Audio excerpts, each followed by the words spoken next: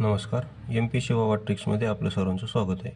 या व्हिडिओमध्ये मी तुम्हाला काही मूलभूत हक्काच्या कलम सांगणार आहे आणि ते लक्षात कसे ठेवायची भन्नाट ट्रिक्स सांगणार आहे.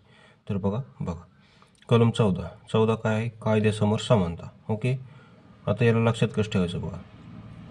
कायद्यासमोर समानता कोणाला? एखादा गरीब असो अगर श्रीमंत असो, दोघांनाही कायद्यासमोर कशी आहे? समानता आहे. तर आपण इथं असं म्हणू, हे बघा, ए फॉर अंबानी असो म्हणजे श्रीमंत, अंबानी कसं आहे? श्रीमंत, किंवा एखादा दलित असो म्हणजे गरीब, म्हणजे एखादा श्रीमंत असो किंवा एखादा गरीब, म्हणजे एखादा अंबानी असो किंवा एखादा दलित असो, कायद्यासमोर दोघेही कसे असतील? समान.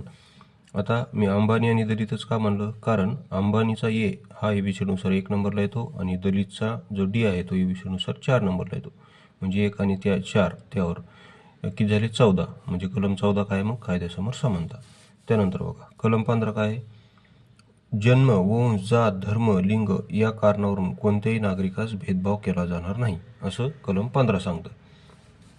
तर आता याला ट्रिकनुसार कसं लक्षात ठेवायचं बघा.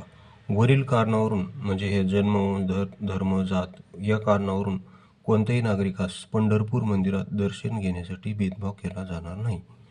बघा, आता मी पंढरपूर मंदिराचंच का म्हणलं? कारण बघा, पंधरा पंढरपूर असं दोन्ही शब्दांचा काय जुळतो? यमक जुळतो. त्यानंतर अशा प्रकारे कलम 15 लक्षात ठेवेल. त्यानंतर कलम 16 बघा. 16 काय? बघा कलम 16 काय? सरकारी नोकऱ्यांमध्ये सर्वांना समान संधी, असं कलम 16 सांगतं. तर आता याला ट्रिक्सनुसार कसं लक्षात ठेवायचं?